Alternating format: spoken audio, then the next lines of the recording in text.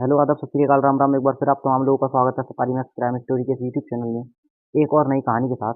उम्मीद है पूरा परिवार अच्छा होगा, अपना और अपनों का ख्याल रख रहा होगा। तो चलिए अपनी आज की कहानी पर चलते हैं। आज की एक और रियल स्टोरी, जैसे कि मैं हर बार सुनाता हूँ, तो हाजिर हूँ आपके लिए एक और नई सच्ची कहानी के साथ। उम्मीद है आज की कहानी आपको पसंद आएगी। ये कहानी इस देश के एक ऐसे राष्ट्रपति की है जिनकी बेटी और दामाद को अंधाधुंध गोलियां मारकर दोनों का कत्ल कर दिया था। वक्त का पहिया घूमता है। जो कातिल थे, करीब 7 साल के बाद जब उन्हें मौत की सजा हुई, तो जिन्होंने गोली मारी वो अपनी मौत की सजा से बचने के लिए दया याचिका भेजते हैं राष्ट्रपति भवन में।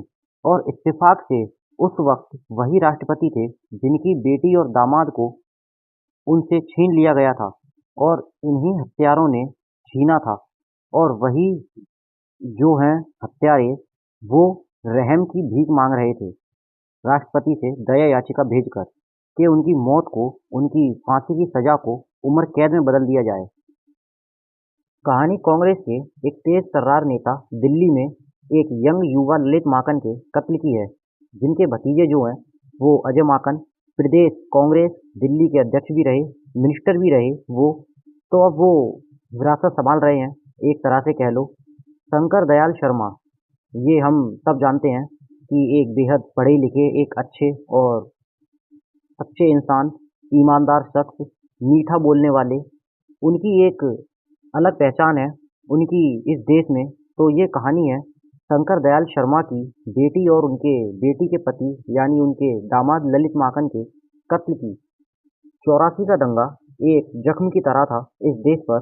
जब इंदिरा गांधी की हत्या के बाद जब दंगा फैला दिल्ली में, और इस दंगे को फैलाने में बहुत सारे कांग्रेसी नेताओं के नाम सामने आए, जिनमें से उस वक्त HKL भगत, ललित माकन का भी उस वक्त नाम आया, सज्जन कुमार, जगदीश टाइटलर, ये सारे दिग्गज नेता थे उस वक्त के। तो इन सभी के नाम आए थे कि कहीं ना कहीं दंगा भड़काने के पीछे, दंगों के पीछे इन सभी बड़े बड़े कांग्रेसी नेताओं की साजिश थी। इल्जाम तो बहुत सारे थे कि बदला लेने के लिए दिल्ली में सिखों के राशन कार्ड से पता किया गया कि कौन कौन सिख है और कौन कौन कहाँ रहता है, और फिर रात को उस वक्त ये सारी बातें होती थी।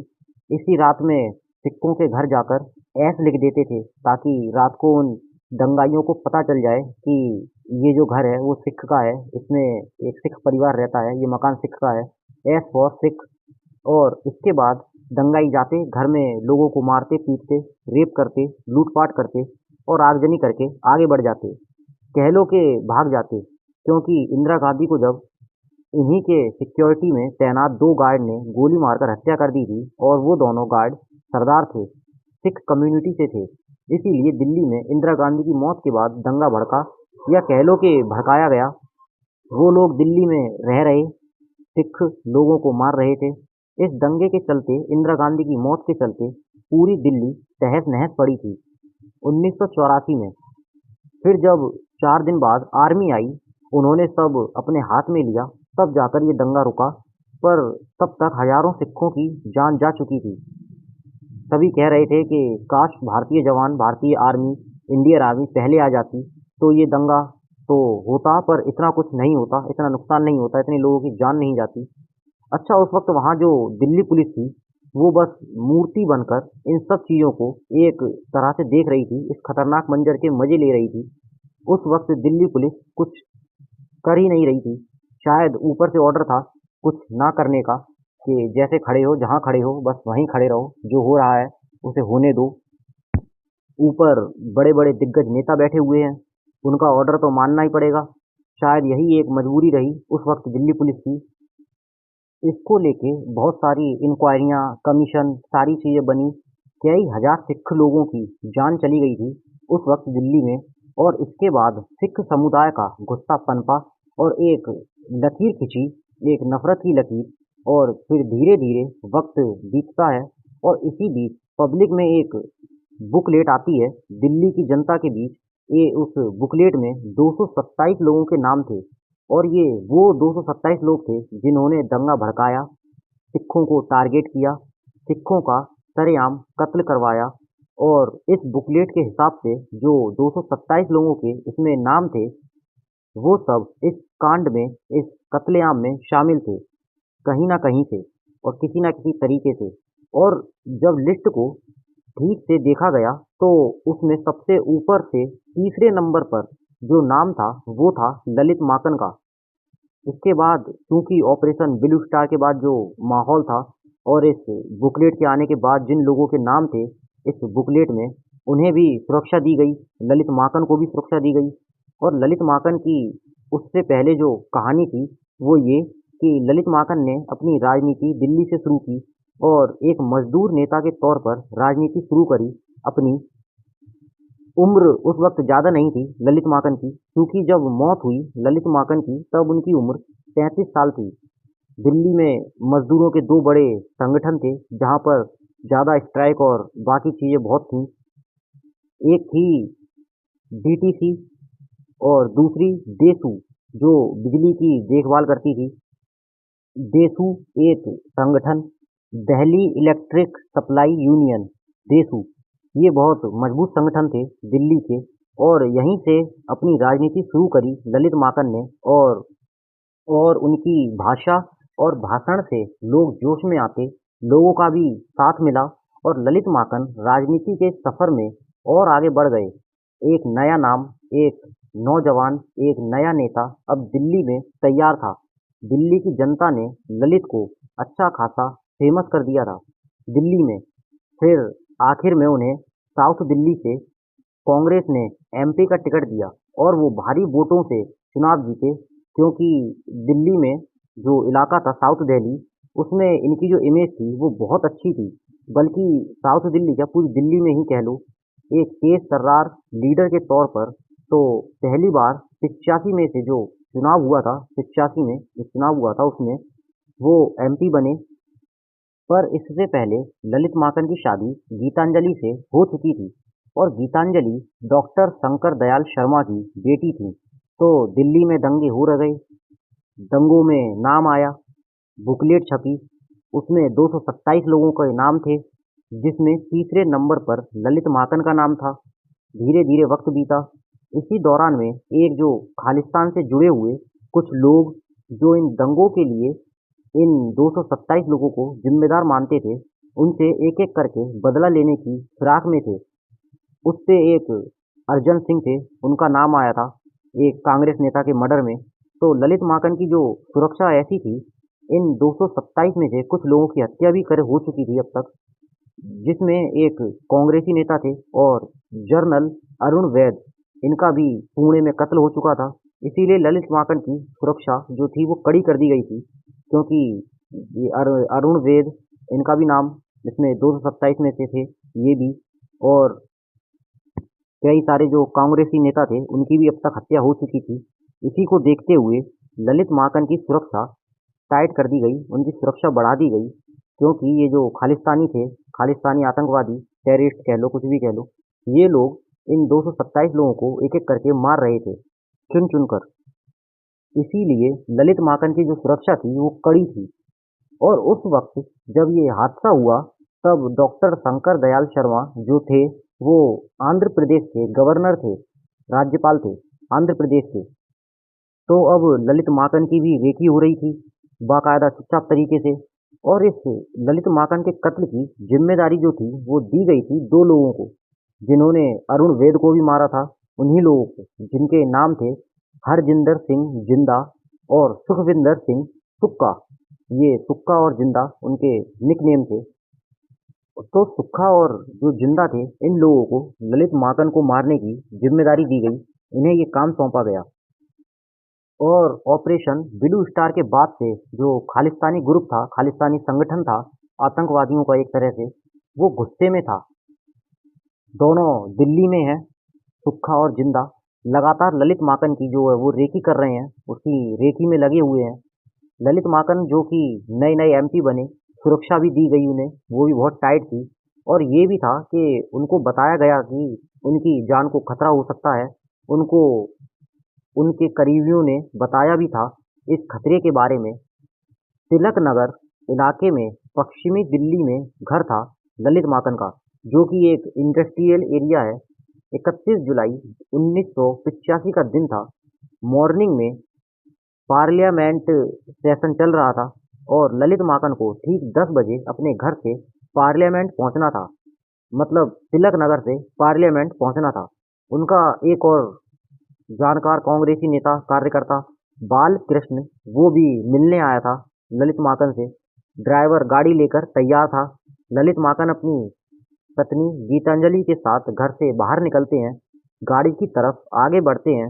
गाड़ी घर के बाहर ही खड़ी थी, पर पहले ही जिंदा और सुक्खा, क्योंकि उन्हें पता था कि कब कहाँ रेकी हो रही है। उन्होंने रेकी कर रखी थी कि ललित माकन कब कहाँ जाएंगे। सुक्खा और जिंदा स्कूटर पर वहाँ वो दोनों पहुँचते हैं। जैसे ही ललित माकन और गीतांजलि वहाँ पहुँचती हैं अपनी कार के पास, तो सड़क क्रॉस करके अपनी गाड़ी की तरफ बढ़ते हैं। दोनों स्कूटर से उतरकर अचानक स्टेन गन निकालते हैं और अंधाधुंध गोलियां चलाना शुरू कर देते हैं। गोलियां लगती हैं ललित माकन को। वो देख लेते हैं कि वो हमलावर हैं।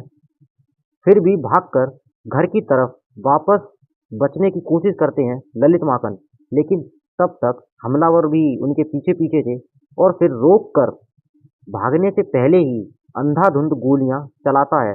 गोली गीतांजलि को भी लगती है, गोली उस ड्राइवर को भी लगती है जो गाड़ी लेकर खड़ा था बाहर गेट पर, तैयार था पार्लियामेंट जाने के लिए।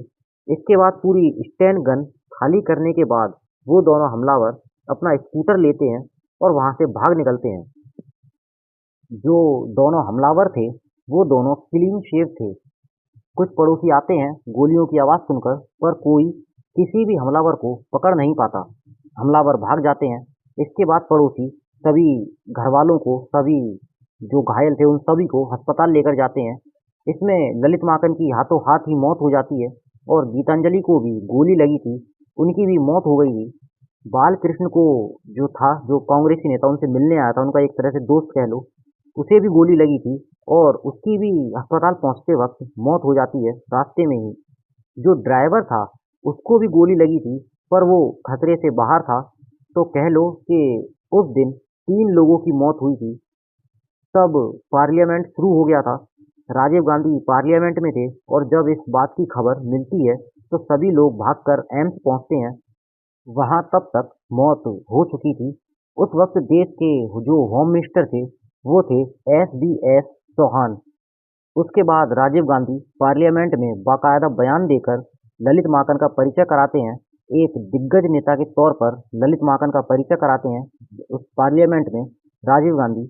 दिल्ली के पूर्व कमिश्नर तब थे वेद मारवा। बड़े ही अच्छे पुलिस कमिश्नर थे। उनकी बड़े अच्छे पुलिस कमिश्नरों में गिनती होती थी, उनका नाम आता था अच्छे अच्छे पुलिस वालों के बीच में। अब पुलिस कमिश्नर ने हमलावरों को ढूंढना शुरू कर दिया। जो लोग थे विटनेस, उन्होंने कहा था कि 2 लोग थे एकदम क्लीन शेव। तो शायद ये था कि मजदूर यूनियन से तो नहीं थे, कहीं मजदूर यूनियन के भी कोई दुश्मन ना हो सकता है। उस वक्त तक टेररिस्ट की बात नहीं थी, खालिस्तान वगैरह की। और जब इन्हें जानकारी मिली कि उनकी जान को खतरा है तो उन्हें पुलिस सुरक्षा मिली। और जिस दिन उनकी मतलब ललित माकन की हत्या हुई, ठीक उससे 2 से 3 दिन पहले ही पुलिस सुरक्षा हटा ली थी और उसके ठीक तीसरे दिन बाद ललित की हत्या कर दी गई। उन दोनों जो हमलावर थे उन दोनों ने हत्या कर दी, सुक्खा और जिंदा ने, पूरी प्लानिंग के साथ।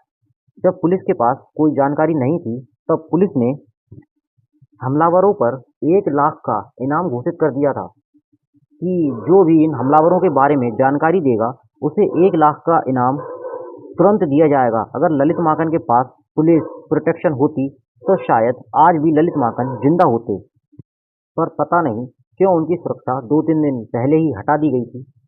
खैर, लेकिन जब पुलिस पूरी छानबीन कर लेती है तब भी इन दोनों हमलावरों का कोई सुराग नहीं मिलता। फिर बाद में धीरे धीरे पुलिस को पता चला कि ये कत्ल हरजिंदर सिंह जिंदा और सुखविंदर सिंह सुक्खा ने किया है, क्योंकि जो बाकी चीज़ें थीं वो सामने आई, स्कूटर का नंबर और भी बहुत सारी चीज़ें थी ऐसी। इसके बाद इन्होंने फिर अरुण वेद जो आर्मी में थे उन्हें भी इन्हीं सुक्खा और जिंदा ने गोली मारी थी, वो भी खुलेआम पुणे की सड़क पर। फिर दोनों वहाँ से भाग जाते हैं ललित माकन को गोली मारने के बाद। और जिस पिस्टल से गोली मारी थी उसी पिस्टल को वापस लेने के लिए ये वापस आते हैं और पिस्टल लेकर वापस जाते हैं। फिर रास्ते में इनकी एक ट्रक से टक्कर हो जाती है इनके उस स्कूटर की, और बहस बड़ी थी तो इसीलिए वहाँ कोई पुलिस को फ़ोन कर देता है। पुलिस आती है और इसी लड़ाई के चलते, इसी बहस के चलते दोनों सुक्खा और जिंदा पुलिस के हत्थे चढ़ जाते हैं। और जो बाइक थी, जो स्कूटर था इनका, उसकी नंबर प्लेट भी मैच कर रही थी इससे पहले वाले कत्ल में। पुलिस दोनों को पकड़ती है पर जिंदा वहां से भागने में कामयाब हो जाता है और सुक्खा पकड़ा जाता है। फिर इनकी सारी कहानी सामने आती है।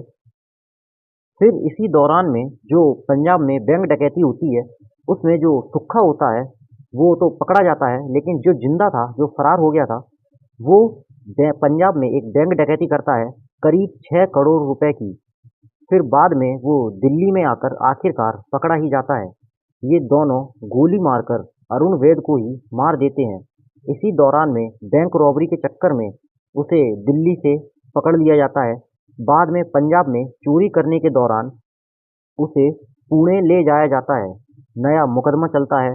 तो इस दौरान में इन दोनों की गिरफ्तारी के बाद फिर इन दोनों से जब पूछताछ की बारी आती है, जब इन दोनों से पूछताछ की कार्रवाई होती है, तब ये 3 लोगों का नाम लेते हैं। इसके बाद 3 नाम सामने आते हैं। जो पहला था वो था ललित माकन, और इनके कत्ल में शामिल 2 नहीं बल्कि 3 लोग थे।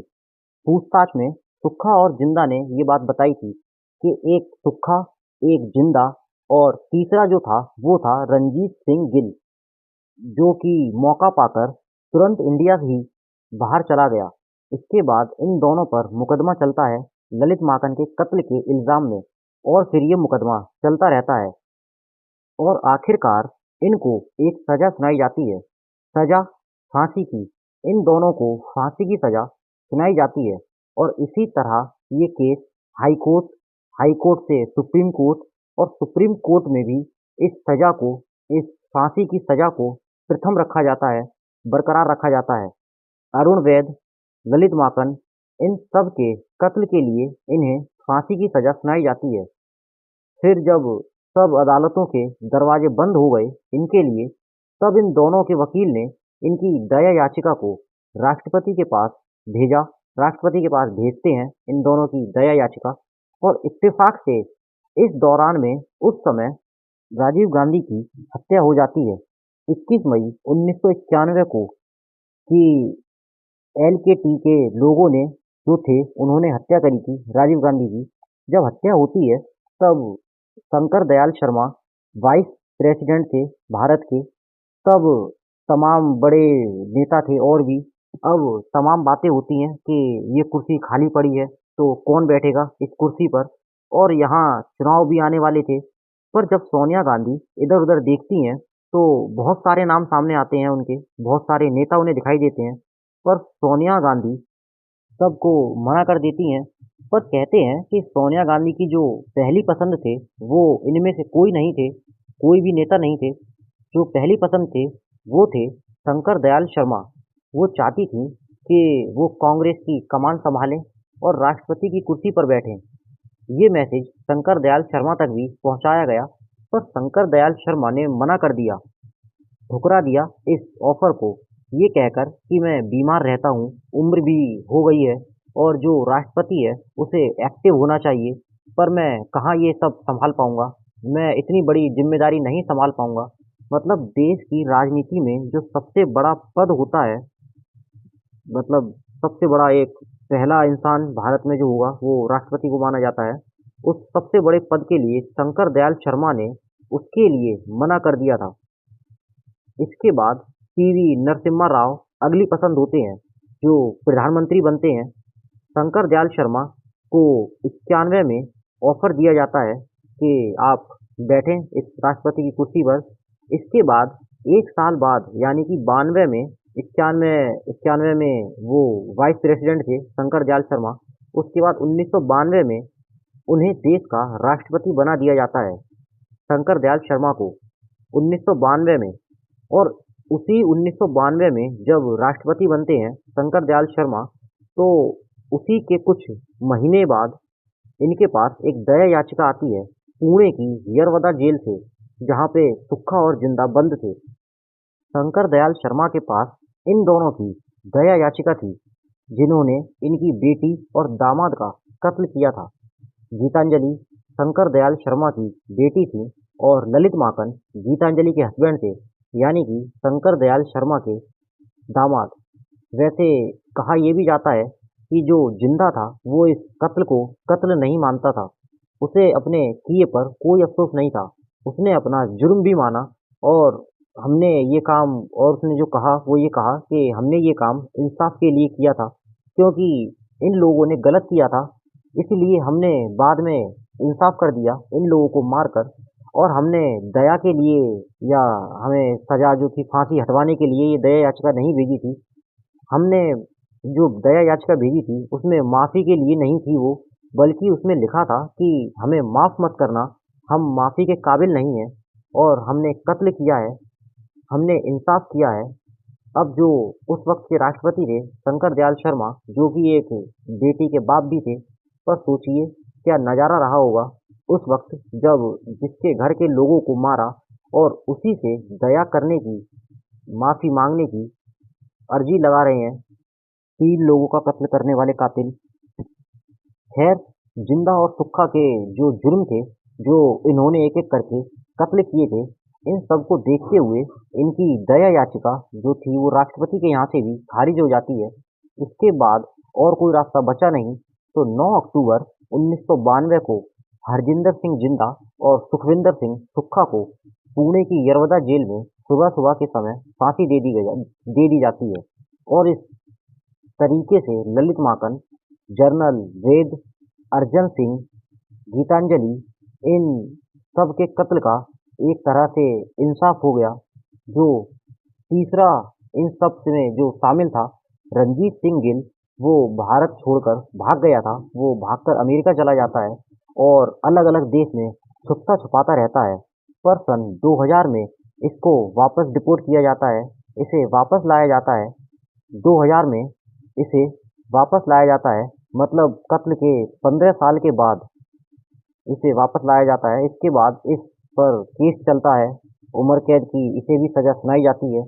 लेकिन ललित माकन के जो भतीजे थे, जो अभी भी हैं, जिनका नाम है अजय माकन, उनके पास अर्जी आती है एक कि इनकी जो सजा है उसे कम करा जाए, उसे कम कर दिया जाए, इनको माफ़ी दे दी जाए। जो रणजीत सिंह गिल थे उनकी अर्जी आती है कि इनको माफ़ी दे दी जाए, आप इनको माफ़ी दे सकते हैं। फिर इसके बाद ललित माकन के जो भतीजे थे उन्होंने कोर्ट में चल रहा जो केस था वो अपना वापस लिया और उम्र कैद की सजा पाया हुआ रणजीत सिंह गिल जो जेल में था उसे रिहा कर दिया गया। कुछ महीनों बाद माकन परिवार ने मिलकर रणजीत सिंह को माफ़ी दी। अब वो रिहा है, पता नहीं कहाँ है, इंडिया में या इंडिया के बाहर। तो देश का एक ईमानदार नेता, एक नया युवा चेहरा, युवा नौजवान, जो कि शायद देश में तरक्की लाता, अच्छा काम करता, आगे चलकर और अच्छे पद पे होता। लेकिन 1984 के दंगों में जो 227 लोगों के नाम की लिस्ट आई, जो पब्लिक में भी बटी, आम लोगों में, उसमें जो तीसरे नंबर पर नाम था वो ललित माकन का था। उनका नाम इस दंगे को भड़काने में आया और इसके बाद जो खालिस्तानी संगठन था पंजाब का, वो गुस्सा हुआ, नाराज हुआ और उसने इन 227 लोगों को एक एक करके टारगेट किया, मारना शुरू किया। और जब इसी चक्कर में ललित माकन की भी रेकी हुई और उनकी जो सुरक्षा थी जैसे ही वो हटी तो उन्हें भी मार दिया गया, उनका भी कत्ल कर दिया गया। और जिन लोगों ने ललित माकन और उनकी पत्नी गीतांजलि को मारा, बाद में वही लोग अपनी दया याचिका फांसी मिलने के बाद राष्ट्रपति को अपनी दया याचिका भेजते हैं माफ़ी के लिए। और उस वक्त के जो राष्ट्रपति थे, जो उस कुर्सी पर बैठे थे, वो कोई और नहीं बल्कि जो ललित माकन थे उनके ससुर, गीतांजलि के पिता थे, शंकर दयाल शर्मा, जिन्होंने सुक्खा और जिंदा की दया याचिका को देखा, उसे पढ़ा और उसे खारिज कर दिया। सब तरफ से दरवाजे बंद होने के बाद आखिरकार 9 अक्टूबर 1992 को हरजिंदर सिंह को और सुखविंदर सिंह को फांसी दे दी जाती है। इस तरह से इन सबको न्याय मिलता है। तो ये थी आज की कहानी। उम्मीद है आज की कहानी आपको पसंद आई होगी। कहानी अच्छी लगी हो तो कहानी को लाइक करना, कहानी को अपने दोस्तों के साथ शेयर करना और इसी तरह की नई सच्ची कहानियाँ सुनने के लिए मेरे इस यूट्यूब चैनल को ज़रूर सब्सक्राइब करना, ताकि मैं इसी तरह की नई नई स्टोरी, नई नई सच्ची कहानियाँ आपके लिए लाता रहूँ। तो मिलते हैं अगली किसी नई कहानी के साथ। तब तक के लिए अपना ख्याल रखना, अपनों का ख्याल रखना और safari max crime story channel का ख्याल रखना। तो please subscribe safari max crime story. Thank you so much.